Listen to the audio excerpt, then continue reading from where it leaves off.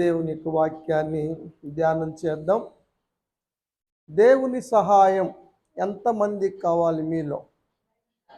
దేవునికి స్తోత్రం. ఎలా పొందుకుందాం అనుకుంటున్నారు? మీరు ఎలా పొందొచ్చు అనుకుంటున్నారు? Very good. ఇంకా సరే, ఆ విషయాన్ని ఈరోజు మనం పరిశుద్ధ గ్రంథం నుంచి నేర్చుకుందాం. యెహోషాపాతు రాజు తెలుసా మీకు? ఏ రాజు ఆయన? ఎవరి తరపు రాజు? యోధారాజు. యోధారాజుగా యెహోషాపాతు చేస్తున్న కాలములో ఇజ్రాయెల్ రాజుగా చేస్తుంది ఎవరు?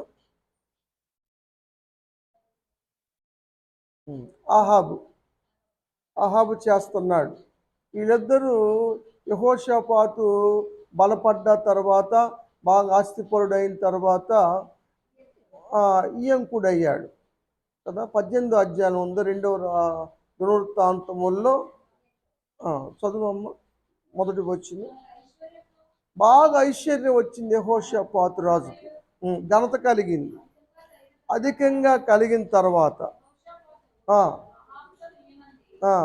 అహాబుతో ఈ పొందాడు. తర్వాత కొన్ని రోజులు గడిచిన తర్వాత మరి ఈ పోలింటికి వెళ్తానికి కొంతమంది జనాన్ని వెంట పెట్టుకొని వెళ్ళాడు. వెళితే బాగా భోజనాలు చేశాడు, మంచి పార్టీ చేశాడు, మంచిగా యాటలు కోసినట్టుగా కోసి ఘనంగా చేశాడు భోజనం తిన్న తర్వాత నేను మరి రామోద్గాల మీదకి వెళ్దాం అనుకుంటున్నాను యుద్ధానికి, సిరియా రాజు సైన్యం మీదకి.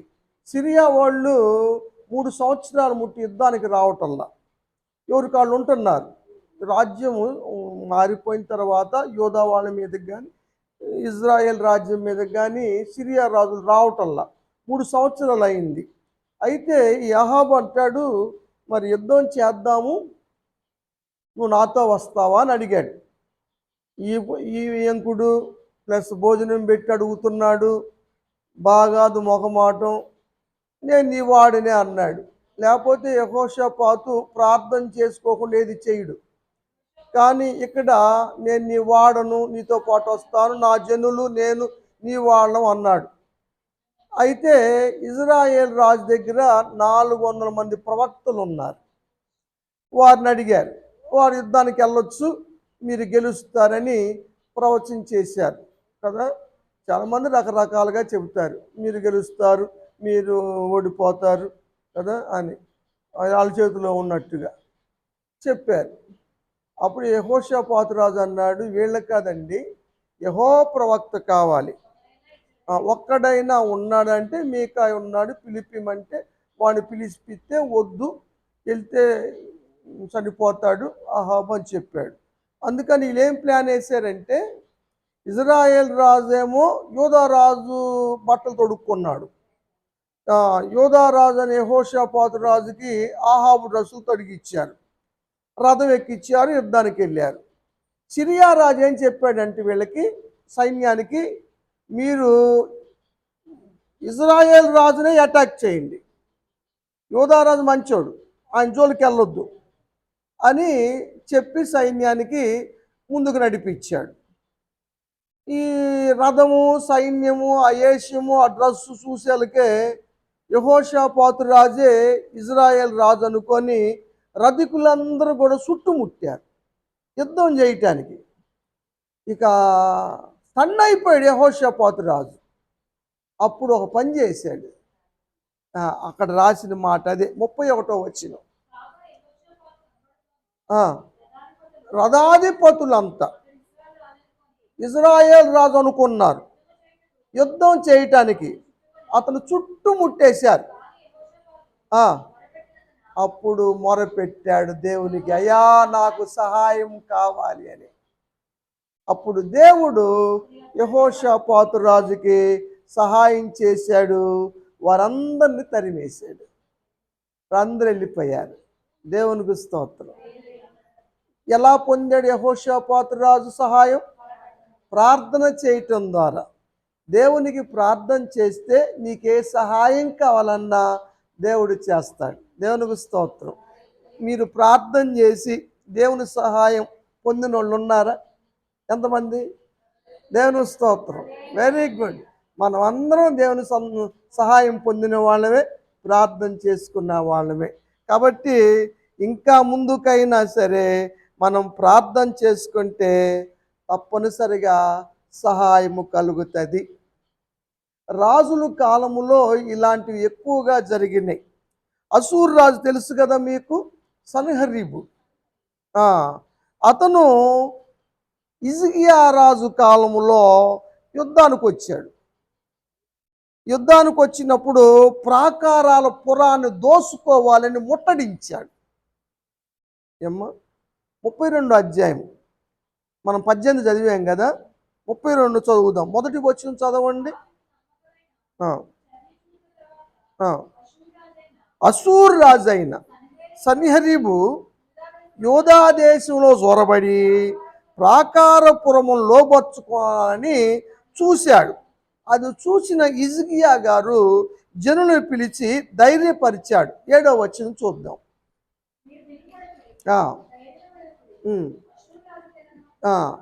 మీరు ఎవరికి భయపడొద్దు, దిగులు పడొద్దు. సమస్య ఎంతటిదైనా సరే దిగులు పడాల్సిన అవసరం లేదు, అధైర్యపడవలసిన పని లేదు, భయపడాల్సిన పని లేదు. అతనికి సన్హెరీబు అసూరు రాజుకి కలిగిన సహాయము కన్నా మనకంటే యూదా జనాంగానికి, హిజ్కియా రాజుకి సైన్యం మనకి ఎక్కువ సహాయం ఉంది. ఎక్కడి వీళ్ళకి సహాయం ఎక్కువ? అక్కడ చెబుతున్నాడు. ఆ సన్హెరీబుకి సహాయం మాంస సంబంధమైంది, అయితే మనకైతే యుద్ధము జరిగించటానికి దేవుడని యెహోవా ఉన్నాడు అన్నాడు. వాళ్ళు ఏం చేశారంటే నమ్మారు. దేవునికి స్తోత్రం. దేవుని సహాయం కావాలంటే ప్రార్థన చేయాలి, దేవుని సహాయం కావాలంటే నమ్మకం కలిగి ఉండాలి. అప్పుడు తప్పనిసరిగా దేవుడు సహాయం చేస్తాడు. దేవునికి స్తోత్రం. కాబట్టి దేవుడు సహాయం చేశాడు, దూతను పంపించాడు, 185,000 మంది సైన్యాన్ని హతం చేయించాడు. ఆఖరికి సన్హెరీబు కూడా చనిపోయాడు, నరకబడ్డాడు. కొడుకులే చంపేశారు. సన్హెరీబు కూడా చనిపోయాడు. దావీదు గారు అంటాడు కీర్తన 28 అధ్యాయంలో తనకి ఎలా సహాయము కలిగిందో చెబుతాడు. దావీదు ఆయన కూడా రాజుగా చేశాడు కదా, ఆయనకి సహాయం ఎలా కలిగిందో చెప్తాడు. 28 అధ్యాయము 7వ వచనం.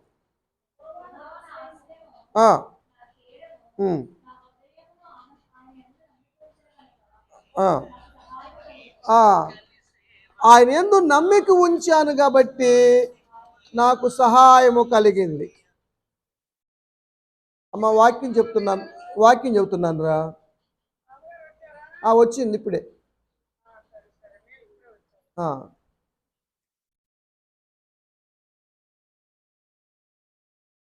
ఏమ్మా, నేను నమ్మకం ఉంచాను కాబట్టి నాకు సహాయం కలిగింది. కాబట్టి ప్రియమైన దేవుని బిడ్డలారా, మీకు ఏ సహాయం కావాలన్నా, అమ్మాయికి ఉద్యోగం కావాలన్నా, అమ్మాయికి మంచిగా వివాహం జరగాలన్నా, ఏమ్మా ఏది కావాలన్నా ప్రార్థన చేయండి, నమ్మండి, దేవుడు సహాయం చేస్తాడు. మన వల్ల కాదు, మన వల్ల కాని వాటి విషయంలో నేను చెబుతున్నా. నువ్వు చేసుకున్నా, నువ్వు చేసుకో, నువ్వు చేయగలిగినవి కదా. యెహోషాపాతు రాజు గారు కూడా మా వల్ల కాదయ్యా, మా మీదకి వచ్చిన సైన్యంతో గెలవటానికి మాకు శక్తి చాలదు, ఏం చేయటానికి తోచట్లేదని ప్రార్థన చేశాడు. మనం కూడా మన శక్తికి మించినవి చెయ్యాలి అంటే దేవుడే చేయాలి, మన వల్ల కాదు. అందుకని దేవుని సహాయం అడగాలి. అందుకని ఈ ప్రార్థనలో మనం ప్రార్థన చేసి దేవుని సహాయాన్ని అడుగుతున్నాం.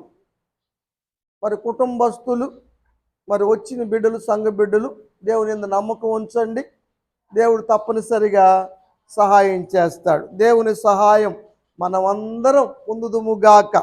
దేవుడు సహాయం చేస్తాడని వాక్యం చెబుతా ఉంది. ఈ సందర్భంలో ఒక మాట దేవుడు గుర్తు చేస్తా ఉన్నాడు దావీదు జీవితంలో. కీర్తనలు 30 అధ్యాయంలో ఒక మాట చదువుదాం. 6వ వచనం. నేనెన్నడూ కదలనని నా క్షేమకాలమున అనుకొంటిని. దావీదేనా ఎవరన్నా అనుకుంటారట? ఆ? ఎవరైనా సరే అన్నీ బాగున్నప్పుడు మనకేం ఇక తిరుగులేదు అనుకుంటారు, నాకేం పర్లేదు అనుకుంటారు. అన్నీ బాగున్నప్పుడు, సమస్తం బాగా జరుగుతున్నప్పుడు ఏమ్మా, అయితే సమస్యలు కలిగినప్పుడు, శ్రమలు వచ్చినప్పుడు, అనారోగ్యం కలిగినప్పుడు తెలిసి వస్తుంది. ఏమ్మా, ఏమని? కొంత మొదట్లో సొంత ప్రయత్నాలు చేస్తారు, తర్వాత అవి వికటించినప్పుడు ఇక లాభం లేదులే అని గ్రహించి ఏమ్మా దేవుణ్ణి ప్రార్థన చేస్తారు. మొదటిగా ప్రార్థన దేవుడు వెంటనే చేయలేదనుకో, బతిలాటం కూడా మొదలు పెడతారు. 8వ వచనం చూడండి. ఇప్పుడు మొదలు పెడుతున్నాడు. ఇప్పుడు ఇంతకుముందేమో అన్నీ బాగున్నప్పుడు అబ్బే నాకేం పర్లేదు అని అనుకున్నాడు. అన్నీ బాగుంటే దేవుడు అవసరం లేనట్టుగా బతికేస్తారు కొంతమంది. దేవుడు సహాయం మాకేంది అన్నట్టుగా బతికేస్తారు. కొంచెం అటు ఇటు అయినప్పుడు ఇక మొదలు పెడతారు. ఏంటి? ప్రార్థనలు. ప్రార్థన నువ్వు అనుకున్నావు కదా, నువ్వు అనుకున్న సంగతి తెలుసా దేవునికి? దావీదు అనుకున్న సంగతి తెలుసా? తెలుసు. అట్ట అనుకున్నావు కానీ ఆయన వెంటనే చేయడు. అప్పుడు ఏం చేస్తాడు? ఏం చదువమ్మా, ఇక బదులాడుతున్నాడు. అయ్యా ప్లీజ్ ప్లీజ్ ప్లీజ్, తప్పు అయిపోయింది, నేను అట్ట అనుకున్నాను, ఇట్ట అనుకున్నాను, అది అనుకున్నాను, ఇది అనుకున్నాను, సారీ ప్రభువా అని ఇంక మొదలు పెడతాం. ఇది చెప్తున్నాడయ్యా, నాకేమైనా అయితే నీకేమి వచ్చింది, ఏమి సూచిస్తారు? నేను నన్ను బతికిచ్చావనుకో, నాకు ఈ సమస్యలకు ఇచ్చావనుకో, నాకు ఇబ్బందులకు ఇచ్చానుకో, నేను నెల నెల కూటం పెట్టుకుంటాను, 7 సార్లు శుతిస్తాను, 3 సార్లు ప్రార్థన చేస్తాను, శుతులు చెల్లిస్తాను, ఆశ పెట్టినట్టుగా మొక్కుబళ్ళు చెల్లిస్తాను.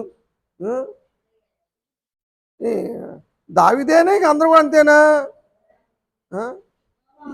10వ వచనం.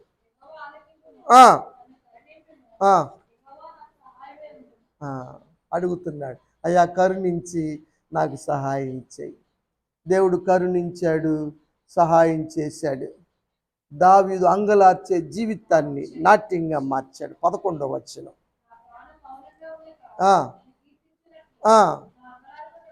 నా అంగలార్పును నాట్యంగా మార్చాడు. ఎలా మారింది? దేవుడు కరుణించి సహాయం చేయబట్టి. సహాయం ఎందుకు చేశాడు? ప్రార్థన చేసి బతిలాడినందుకు కదా. కాబట్టి మనం బాగున్న సమయాల్లో దేవుని పట్ల ప్రవర్తించే విధానాన్ని దేవుడు గమనిస్తాడు. అందుకని సాధ్యమైనంత వరకు ప్రార్థనకి రావటానికి ప్రయత్నం చేయండి కదా. అవసరాలప్పుడు, కష్టాలప్పుడు, ఇబ్బందులప్పుడే ప్రార్థన కాదు, అన్ని సమయాల్లో ప్రార్థన అవసరమేనా? అన్ని సమయాల్లో ఏమ్మా, అన్ని సమయాల్లో ప్రార్థన కావాల్సిందే. యాత్ర చేయటానికి వెళ్ళేవాళ్ళు పాటలు పాడతారు. వీళ్ళు ఏమని పాటలు పాడేవారు తెలుసా? నాకు సహాయం యాడ్ నుంచి వస్తుంది అని పాట. 121వ కీర్తన. అవును, మొదటి వచ్చింది. నేను అటు చూస్తున్నాను, ఇటు చూస్తున్నాను, కొండల వైపు చూస్తున్నాను, మనుషుల వైపు చూస్తున్నాను, సహాయం ఎక్కడి నుంచి వచ్చును అన్నది పాట. ఇది యాత్రా కీర్తన. యాత్రలు చేసుకునేవాళ్ళు పాడేటప్పుడు పాట. ఎక్కడి నుంచి వచ్చును నాకు సహాయం? ప్రశ్న వేసుకున్నారు, ఆన్సర్ కూడా చెప్పుకున్నారు. ఏమని? యెహోవా వలన నాకు సహాయము కలుగును అని. ఈ విషయాన్ని విశ్వాసులందరూ గుర్తించారంటారా? కొందరు మనుషుల సహాయం ఆశిస్తారు. దావీదు అభిప్రాయం ఏమిటంటే, దావీదు ఉద్దేశం ఏమిటంటే 60వ కీర్తన 11వ వచనం.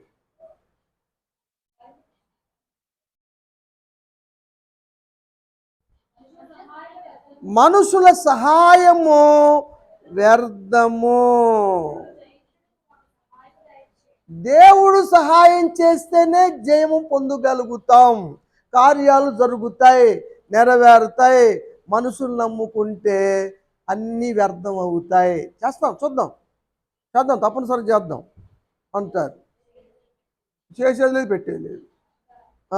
అభయం ఇస్తూ ఉంటారు. మాట వరకే, మాట ఏం ఖర్చు, అది తేలిగ్గా నేస్తారు. దాని తర్వాత పట్టించుకోరు. దేవుడు అలా కాదు. కాబట్టి మనుషులకి దేవునికి ఎంత వ్యత్యాసం ఉందో, మనుషుల యొక్క విధానానికి దేవుని యొక్క విధానానికి ఉన్న వ్యత్యాసాన్ని గమనించండి. ఎంతైనా నమ్మదగిన దేవుడు, ఎంతైనా సహాయం చేసే దేవుడు. మనుషులన్నా ఎప్పుడన్నా ఒకసారి సహాయం చేసినా రెండోసారి దెప్పేస్తారు. నీకు అప్పుడు నేను ఎంత సాయం చేశాను నీకు, మేము మాకు పెళ్లి చేసుకున్నాను పిలవాల అంటారు కదా. కానీ ఎన్నిసార్లు అయినా దేవుడు సహాయం చేస్తాడు. ఎప్పుడు మనల్ని అడగడల, అనడల, హృదయాన్ని నొప్పించడల. ఈ కీర్తన ఎప్పుడు రాశాడు తెలుసా? మంత్రి యవాబు. దావీదు మంత్రి ఎవరు? యవాబు. సైన్యాధిపతి ఎవరు?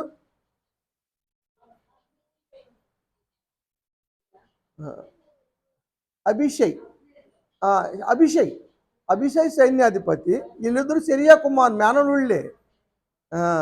ఆషాయేలు కూడా ఉన్నాడు. అయితే 12,000 మందిని చంపేశాడు. ఎవరు? మంత్రి గారు యవాబు. అప్పుడు పాడాడు, నిజంగా ప్రభువా ఎంత సహాయం చేశావు, ఈ సైన్యాన్ని జయించామంటే నీ సహాయమే. నేను మనుషులు నమ్ముకొని ఉంటే నేను అర్థమైపోయేవాడిని, ఓడిపోయేవాడిని, ఈ జయం వచ్చేది కాదు. ఆ పైన చూస్తే మీకు కనపడిద్ది. 60వ కీర్తన కింద లైన్లో ఉంటుంది రాసి, చిన్న చిన్న అక్షరాలు ఉంటాయి. ఉందమ్మా. ఏదోమీలు చంపొచ్చాడు. ఏదోమీలు ఎవరు సంతానం అమ్మ? కాదు, లోతు సంతానం మోయాబీలు, అమ్మోనీయులు. కాబట్టి బెతరెతురంటారు. అసలు పెద్ద అయితే అవ్వచ్చు. ఏసేవు సంతానం. వెరీ గుడ్, కొందరు తెలుసుకుందాం.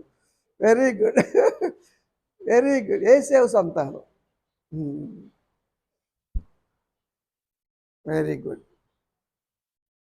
కాబట్టి దేవుని నమ్మటం ఎంతో మంచిది. దేవునికి ప్రార్థన చేయటం మంచిది. దేవుని సహాయం పొందే మార్గాలు ఇవి. ఆ సత్యాన్ని మీరు గమనించాలని మరోసారి మీకు తెలియచేస్తా ఉన్నాను. 119వ కీర్తనలో 173వ వచనంలో ఏమి రాయబడి ఉందంటే, ఏమని కీర్తించారంటే, నీ చెయ్యి నాకు సహాయమగును గాక. ఆమెన్. దేవుని స్తోత్రం అనండి ఒకసారి. ప్రభువా నీ చెయ్యి మాకు సహాయమగును గాక. ఆమెన్. నిజంగా సహాయం దేవుడు చేయకపోతే ఎవరు చేస్తారు? ఏ సహాయం? అమ్మాయి పెళ్ళి, ఏదైనా, ఏ సహాయం అయినా ఇంక చెప్పుకోవటం ఎందుకు, సాక్ష్యం చెప్పేసావు కదా. ఆ సహాయాలన్నీ ఆ విధంగా దేవుడు చేస్తాడు. దేవుని నమ్మి దేవుని సహాయం కోరుకొని ఎదురు చూసి నిరీక్షణ కలిగి ఉంటే సిగ్గుపడే పరిస్థితి కలుగుతుందంటారా?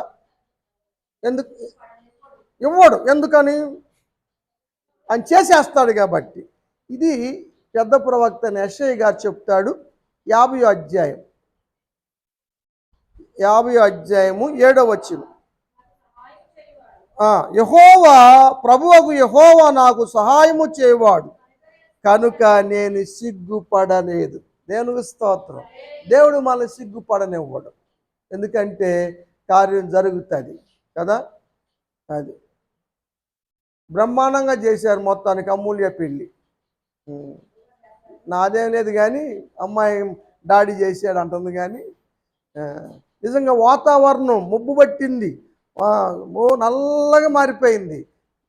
అందుట్టు అక్కడ చాలకాడ వేసాం టెంట్ అవన్నీ నల్ల మట్టి.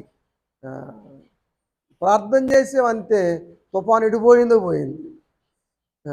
చక్కగా భోజనాలన్నీ కుదిరిని, బాగా కుదిరిని, చాలామంది వచ్చారు, ఘనంగా జరిగింది మ్యారేజ్ కూడా. ప్రమాణాలు కూడా బాగా చెప్పారు గాంధీ అను అమ్మాయి అమూల్య కూడా, చాలా బాగా జరిగింది. సంఘ బిడ్డలందరూ వచ్చారు కదా. ఇప్పుడు కోరింది అదే అమ్మాయి, అమూల్య పెళ్ళికి వచ్చి మీరు ఆస్వాదించినట్టుగానే అమ్మాయి ఎప్సిబా పెళ్ళికి కూడా వచ్చి ఆస్వాదించండి, దాన్ని కూడా బాగా జరిగించండి మీ చేతులతోనే అంటుంది. అంతా దేవుడు సహాయం చేస్తాడు. సంఘ బిడ్డలు మనం అందరం కూడా పాల్గొని చేయాలని అమ్మాయి ఆశ, అంతేనరా? సరే, మంచిది. ఆ విధంగా దేవుడు తప్పనిసరిగా చేస్తాడు సహాయం కదా. పిల్లవాడి గురించి, సాతాను కలిగిస్తున్న ఆటంకాల గురించి ఇబ్బంది పడినటువంటి తండ్రి కొడుకుని తీసుకొచ్చి శిష్యుల దగ్గరికి వస్తే శిష్యులు చేయలేకపోతే యేసు ప్రభువు దగ్గరికి వచ్చి సహాయం అడిగాడు. మార్కు సువార్త 9వ అధ్యాయంలో 22వ వచనం చదువుదాం.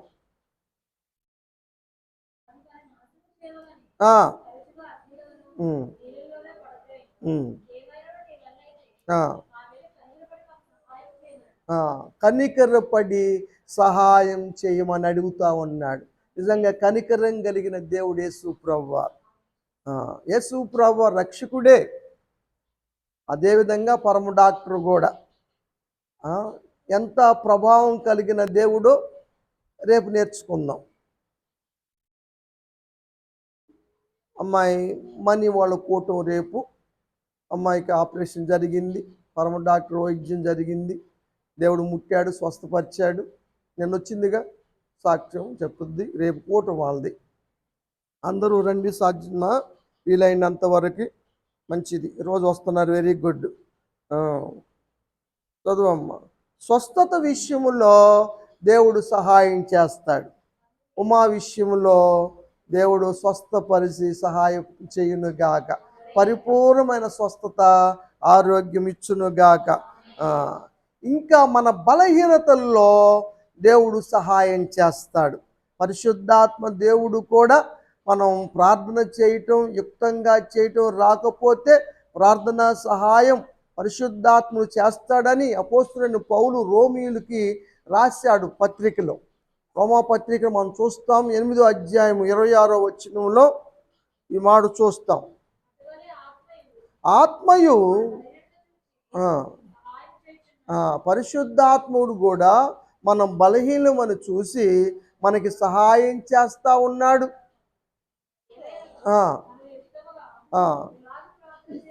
యుక్తంగా ప్రార్థన చేయటం తెలియటం లేదు. ఆయన మనపక్షంగా ప్రార్థన చేస్తున్నాడు. తండ్రి కుడి పార్శ్వన కూర్చొని యేసు ప్రభువారు మన కోసం జ్ఞాపం చేస్తున్నాడు ఒక పక్క.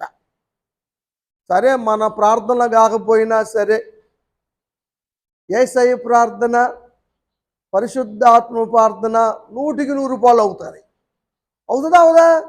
మరి దేవుని స్తోత్రం చెప్పండి రా. దేవునికి స్తోత్రం.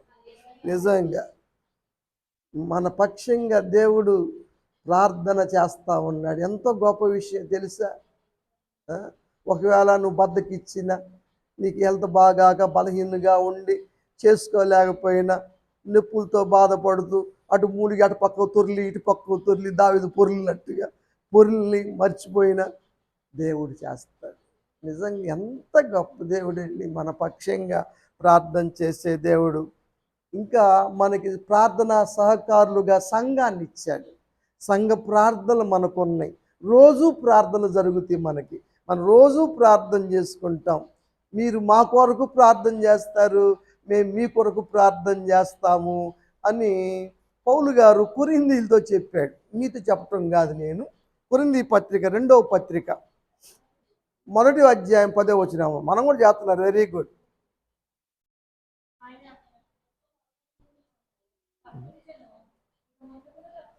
మా కొరకు ప్రార్థన చేయటం వలన మీరు మాకు సహాయము చేయుచుండగా ఇప్పుడు ఇక ముందుకు కూడా ఆయన తప్పించును. ప్రతి ప్రమాదమును, ప్రతి ఆటంకమును, ప్రతి కీడును ప్రార్థన జయించును. ఇప్పుడు దాకా తప్పించింది ప్రార్థనే కదా. బస్సులో నుంచి పడకోకుండా కాపాడింది ప్రార్థనే కదా. పొట్ట పుచ్చకాయలా కోసి కుట్లేసినా కూడా ఎక్కడ ఎన్ని కుట్లు ఎన్ని చోట్ల ఆపరేషన్లు చేసినా కూడా సజీవురాలుగా నిలబెట్టుకొచ్చింది ప్రార్థనే కదా. Very good. ప్రార్థనే. ఇప్పుడు తప్పించడం కాదు, ఇక ముందుకు కూడా, ఆ ముందుకు కూడా. సినిమా డైలాగ్ కాదు.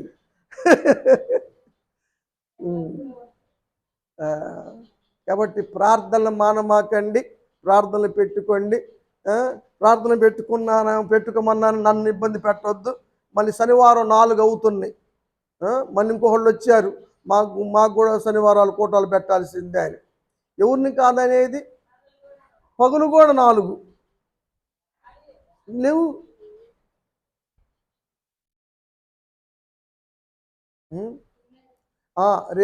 రేపు శనివారంతో అమ్మాయిది అయిపోయింది. ఎవరిది? ధనాది అయిపోతుంది, జయశ్రీ కోసం పెట్టింది. తర్వాత శనివారం నుంచి అమ్మాయి లక్ష్మీది, అబ్బాయి రవిది, మహేష్ది 3 స్టార్ట్ అవుతాయి ఉదయకాలంలో. సాయంత్రం ఎవరు కోటాలు ఆలకుండా సాయంత్రం 1, 2 ఉండే కదా, అవి మామూలు కంటిన్యూ చేస్తాం.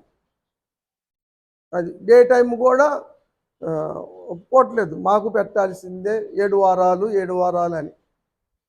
అది ప్రార్థనలు చాలా అవసరం ఏమ్మా. కాబట్టి ఈ ప్రార్థన వల్ల దేవుని సహాయం మా కుటుంబమునికి వచ్చిన మనందరికీ దేవుడు సహాయం చేసి ఉన్న ఆటంకాలు తొలగించి కార్యాన్ని నెరవేర్చునుగాక, జై జీవితంలో నడిపించునుగాక. ఆమేన్. నేను పాటలు పాడేవాళ్ళు రాలా?